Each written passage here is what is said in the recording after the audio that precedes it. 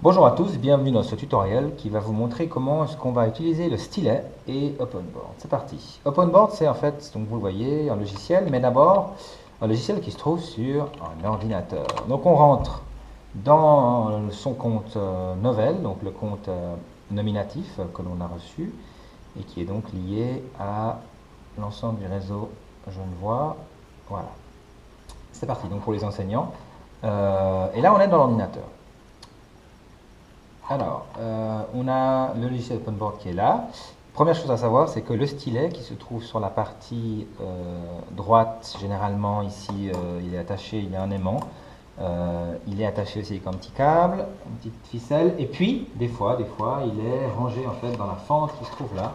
Alors, il faut faire attention avec la tablette, mais il est des fois caché là. Voilà. Et c'est un stylet qui peut faire, alors, il peut faire office de souris.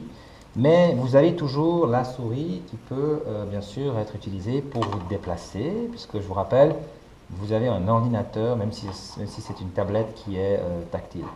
Et donc, en fait, la souris permet de se déplacer, de naviguer dans les différentes couches de l'ordinateur et d'appuyer sur les icônes, mais le stylet permet également de le faire. Et donc, vous voyez, je peux appuyer n'importe où dans l'écran et sélectionner quelque chose, et donc c'est comme si j'étais en train d'utiliser le curseur de la souris. Vous avez deux boutons en fait sur le stylet. Vous avez le premier bouton qui correspond en fait, si vous allez sur une icône, ici l'icône bureau, le premier bouton, le bouton du bas, celui qui est le plus proche de la mine, hop, il correspond au clic droit de la souris. Vous voyez, clic droit vous permet d'ouvrir une petite liste comme ça, notamment pour accéder aux propriétés ou autres. En revanche, le bouton du haut, qui est là, le bouton qui se trouve le plus proche du haut du stylo, eh bien lui, ça correspond au double-clic de la souris. Donc le fameux double-clic droit de la souris. Alors on essaye, par exemple, si je double-clique sur le... Alors je peux soit cliquer deux fois, ça ne marche pas, ou alors cliquer sur, me mettre quelque part et appuyer sur le bouton du haut qui correspond au double-clic, c'est parti. Voilà. Donc là, ça ouvre une fenêtre. Pourquoi est-ce qu'on vous dit ça? On vous dit ça parce que vous pourriez très bien naviguer avec le stylet dans l'ordinateur si cela vous semble plus facile et plus aisé de le faire, voyez. Un des avantages, c'est qu'on peut en fait avoir une influence sur l'écran. Donc c'est un écran tactile, mais on n'est pas obligé de toucher forcément l'écran avec le stylet pour pouvoir agir sur l'écran. Je m'explique, vous appuyez sur démarrer ici, et je peux en fait, juste en étant à, on va dire, à maximum 3 cm de l'écran, je peux quand même me balader dans les menus, vous voyez. Donc ça peut être assez pratique.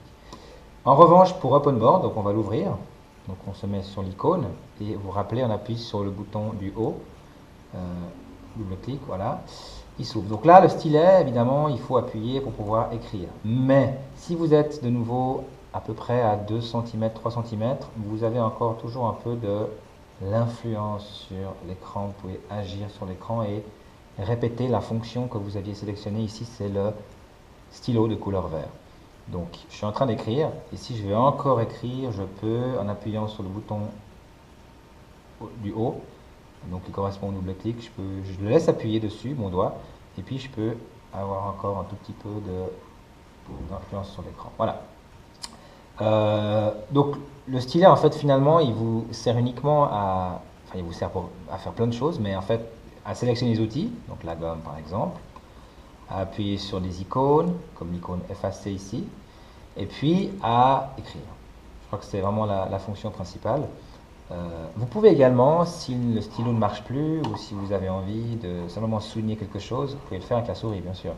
Après, vous serez moins habile pour écrire avec la souris, comme j'essaie d'écrire maintenant bonjour. Vous voyez, c'est pas très précis du tout. Par contre, si je veux écrire avec le stylo, on se rapproche beaucoup plus du papier, du stylo papier, donc ce avec quoi on a l'habitude d'écrire. Voilà, c'était à peu près toutes les fonctions que je voulais vous montrer avec le stylet. Il n'y en a pas beaucoup, donc je vous dis à tout bientôt.